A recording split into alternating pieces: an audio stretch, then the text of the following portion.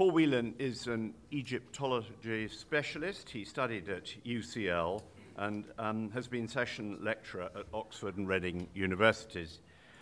He's not going to talk about it tonight, but I can say that his current project is to document and publish the treasures of the Egyptian Queen Ahotep, which is going to be put on exhibition in Cairo to replace the Tutankhamun exhibition, which is being transferred to the new Egyptian Museum. So there's going to be a lot published about this coming up, and Paul has been involved extensively in this work. But the subject of his talk tonight is, as I say, the servants and seeds of Osiris. So I would ask you just to give him a round of applause and say welcome to Paul Whelan. Thank you very much. Good evening to you all, and thank you very much, Tim. It's a great pleasure to be here in this wonderful building. It'll be a short talk tonight so that you've got plenty of time for the canapes and champagne. And this evening, I'll be discussing two quite different objects, both illuminating ways in which the ancient Egyptians engaged with Osiris, the funerary god par excellence, and the ruler of the underworld. And both these objects share a connection with seeds. For the first object, I'll be taking a slightly circuitous route, but we will get there in the end. Now, the first object, which may be familiar to you, is the shabti. Most examples in museum collections and on the art market date to later periods of Egyptian history when it was customary for the deceased to be buried with several hundred of these small figurines. And this is a very relatively good example of a literal army of these figures for one particular individual, which are on display in the Louvre Museum in Paris. Now, these figures are often considered to be servants, especially when depicted carrying tools and inscribed with a magical text known as the Shabti spell. For instance, the 2,600-year-old example that you can see on the screen carries not only tools, but also is inscribed with a version of the spell, which states that the figure will perform all the arduous agricultural tasks expected in the afterlife when called upon. Now, this mirrored an earthly reality in which the Egyptian state enforced a corvée system called the ha'u, which enlisted its citizens on a seasonal basis to perform the necessary back-breaking work to prepare the lands in readiness for the annual Nile flood. Now, this state requirement was obviously no problem for the wealthy, as they could appoint workers from their own households to deputise on their behalf. For the poorer folk, the same was not true, and they could not avoid it. And if you actually avoided this corvée, you would be arrested and put in a penal camp. So it was actually quite a serious offence to try to escape this. It was no problem if you could provide a deputy to do it for you. Now, as the ancient Egyptians believed the afterlife was a reflection of their earthly realm, the underworld kingdom required the same arduous preparations of its land. Therefore, the Shabti performed this task, deputising for their master, who could sit back and enjoy his eternal existence. Now, isn't this something that we would really enjoy in life and in the afterlife? And so the Shabtis were effectively one of the greatest labour-saving devices for the ancient Egyptians in the afterlife. Now, this vignette that you can see on screen from a funerary papyrus for a singer of Amun named Anhe shows these arduous tasks being performed in the ancient Egyptian heaven, or the Seket Iaru.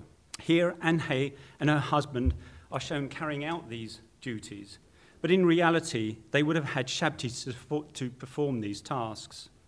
And the reason why they're shown doing this work here is because this is a personal religious document, and Anhe and her husband wished to be depicted as dutiful and righteous citizens in the presence of the gods, and thus deserving of a place in the afterlife and in heaven. On the left-hand side, you can see Anhe's husband using a hoe to cut away at some dark earth. And I've just given you a little Shabti on the left. That's not one of belonging to them, but you can see that it's carrying the same kind of implement in its hands. And the scene below is, in fact, Anhe herself collecting flax on the left-hand side, and her husband cutting the wheat to present to the gods. Now, although the Nile no longer floods, as it once did, because of the building of the Aswan High Dam, they now control the level of the Nile. But in the 19th century, and obviously in ancient times, it would flood its banks. And it's very difficult for us to appreciate today how it would have looked when the Nile inundation was in full force. You would literally, in parts of the Nile Valley, have areas where you could only see small islands, and people went from town to town by boat, not along the river, but in fact on the floodwaters, on the plains either side of the riverbanks. We can't see this today, but we can appreciate something of the activities that were involved in trying to manage the floodwaters and ensure that they created for them the greatest possible areas of arable land. And so here is a photograph, a modern photograph that I took on a fairly recent visit to Egypt, where you can see neatly partitioned basins, dikes, and channels that have been created to direct and retain water. Now, in this instance, they often just turn on a faucet in a nearby area and direct the water. But in ancient times, this would have been to draw water from the floodwaters, either from large basins or by creating canals to connect them. And we know that this kind of arrangement of fields occurred in ancient times. We have depictions on tomb walls, but also, and this for me is really exciting, I obviously don't get out very much, so forgive me if you don't see the same as I do, but this is a recently discovered tomb forecourt. It's about 3,500 years old, and I think you can see in the lower half on the right-hand side this grid pattern structure. Well, this is a model garden. This is a model garden where they've created channels around the edge and little basins in which they would have planted flowers and grasses to grow actually in the forecourt. But this gives us an indication of what it might have been like on a much larger scale in the areas around the necropolis as well. And these are the kind of tasks that would have been expected of the ancient Egyptians to prepare the vast areas, vast tracts of land to maximize the cultivation. So it's clear that the Shabti is a servant labourer performing an essential role in preparing the lands of the underworld in readiness for the inundation. But there's a problem, because paradoxically, Shabtis also represent the deceased themselves. Now, this does not mean that the Shabti depicts the master as a manual worker, holding his tools in readiness for some hard graft, but actually reveals the different origins of such figures when the spell and agricultural role had yet to appear. Now, the earliest securely dated figurines that we would class as Shabtis, at least the forerunners of Shabtis, were discovered at Deir el-Bakhri in western Thebes. Now, for those of you that have visited modern-day Luxor, this is one of the key sites that you will be visiting. It's a beautiful bay of cliffs on the west bank, and then it's dominated by the mortuary temple of Queen Hatshepsut, which you can see in the photograph here. Often people aren't aware of the fact that the smaller monument that looks like a smaller copy of that, just below it in the left-hand corner of the screen, is in fact belongs to one of the greatest pharaohs in Egyptian history, a king called Montuhotep II, and it's clear that Queen Hatshepsut built her monument replicating to some extent the form of that one because of this pharaoh's renown. By the way, if you can't remember the name Hatshepsut, it's a bit of a mouthful. The locals have an aide-memoire which works quite well. They refer to it as hot chicken soup. So if you can't remember Hatshepsut, just think of hot chicken soup. Now, these earliest figures appeared around 4,000 years ago. Now, the main image we can see is the mummiform figure of Sa'ia. This figure does not have the Shabti spell, just the owner's name and filiation. The figure is clearly intended to represent the deceased, even down to having its own miniature copy of Ta-wer's full-size coffin. And what's very interesting with this particular object is that at this time, mummiform iconography, the quintessential image of an Egyptian mummy, was in its infancy, and this figure actually represents the oldest known mummiform shabti. At this time, it's more expected to see figures in human form, and on the right-hand side, you can see one of many that were made for a queen called Neferu, who was the wife of King Montuhotep II, and was buried in a tomb in between his complex at Deir el-Bahri and Hatshepsut's monument. And she is clearly shown here in human form, similar size to that of Ta-wer's, just slightly bigger. Her figures were wrapped in linen. Some of them did actually bear an inscription, but most of them were just plain, like you can see here. But they were wrapped in linen and then placed in model coffins bearing her name and title. Now, interestingly, these were not placed in the burial chamber to accompany her into the afterlife, but were deposited in a chamber accessible by the living. And this suggests that they belonged to rituals performed on behalf of the deceased, either during the funeral or sometime afterwards.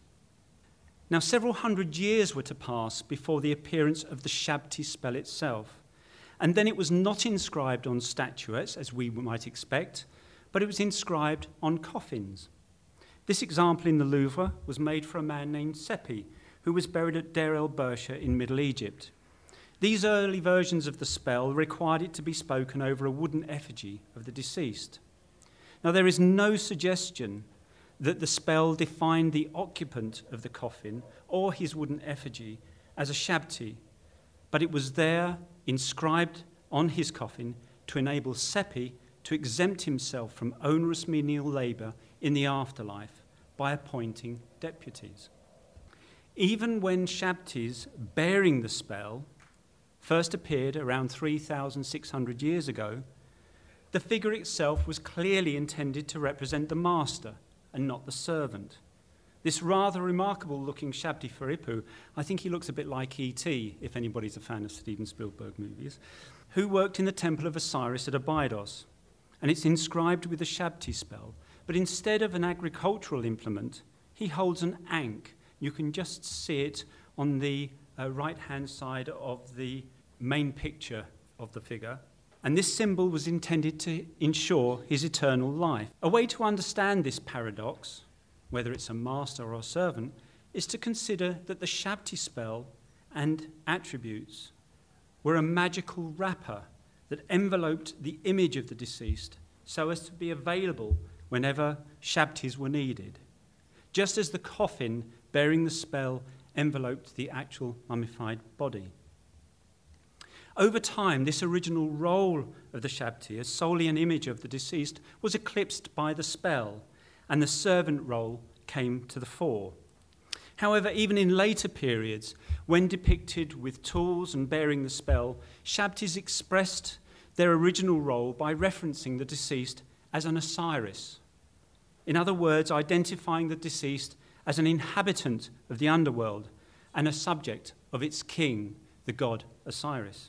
Here we have the beautifully worked stone Shabti of Meri Re. It's an early New Kingdom Shabti, and it bears a very finely carved version of the Shabti spell. It doesn't have any tools shown, but you can also see, and I've highlighted in a close-up, the seated figure of Osiris finely engraved on its chest.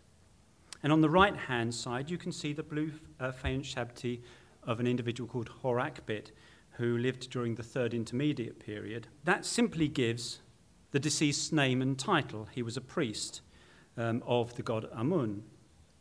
But in front of that, at the top of the inscription, there is simply the name Osiris.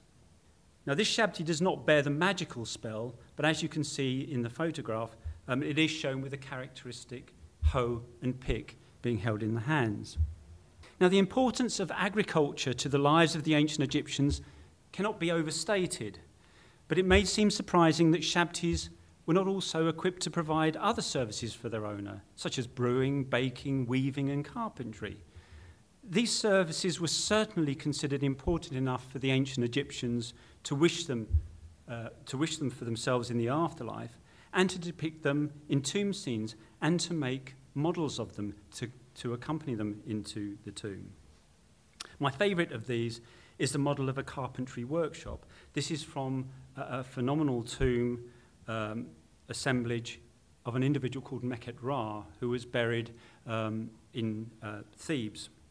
You can actually see his tomb if you go walking around the Theban necropolis, but very few people bother to visit it. It's not actually open to the public, but you can actually just wander in there. And most of these models provide us with the most detailed information of the daily lives of Egyptians. And in this workshop here, you can see how they cut planks. They tied a piece of wood to an upright and then sawed down to create planks. You can see that they have adzes and chisels. The one next to the rectangular box that you can see there is actually carving mortises with a chisel. And the rectangular box has a seal on it.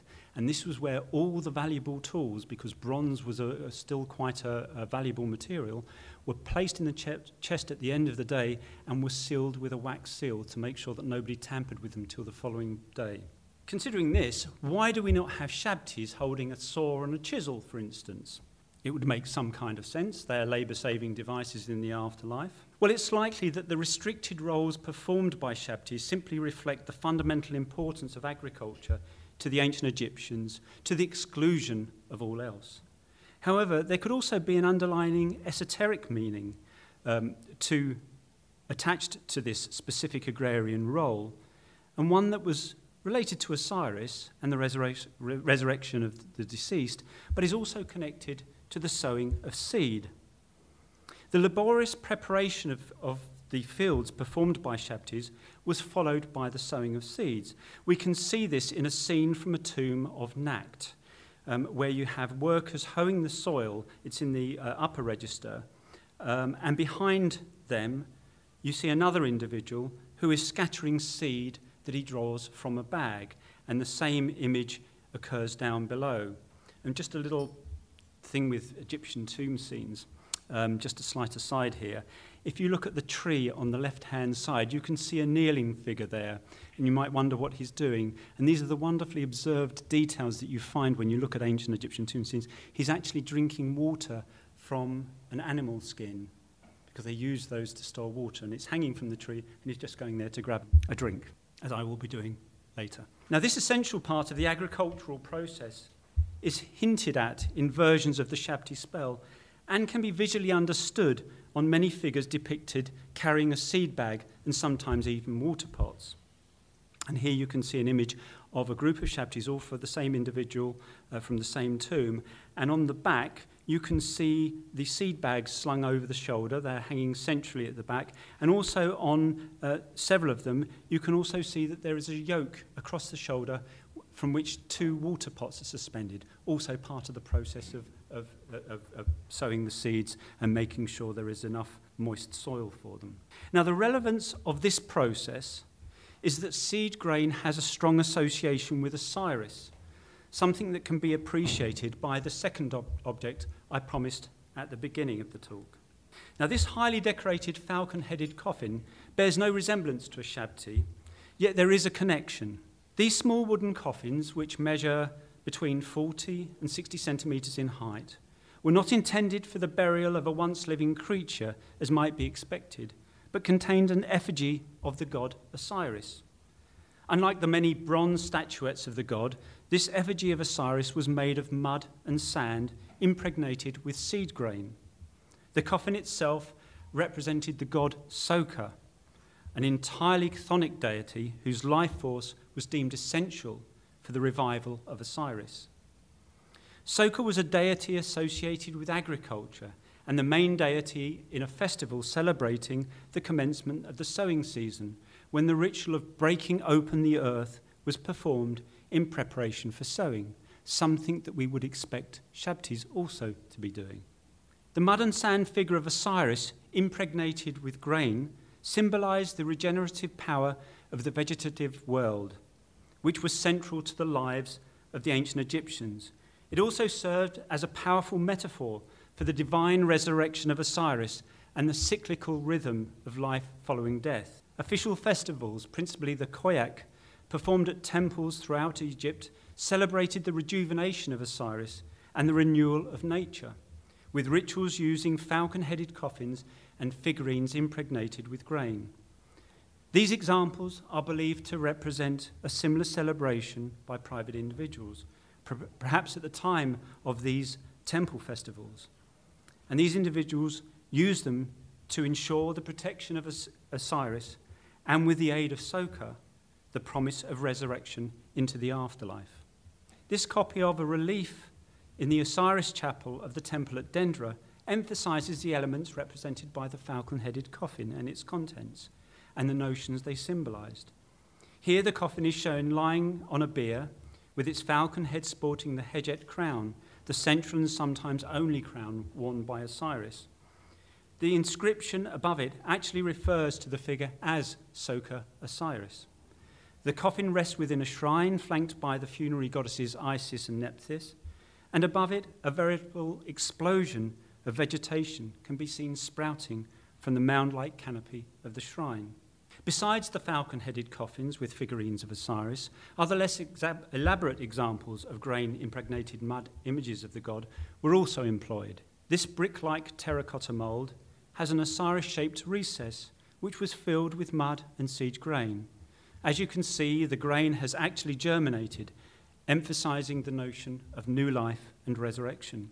So, the back-breaking agricultural work performed by Shabtis, preparing the ground for sowing, which ultimately led to the production of crops, was also implied by the falcon-headed coffin, which symbolized Soka, a god closely associated with the preparation of soil for sowing. The germinating grain sprouting from the Osiris contained within the coffin served as a metaphor for new life and the resurrection of the deceased, and may well be why the Shabtis of the ancient Egyptians were only employed to perform such agricultural tasks as well. Thank you.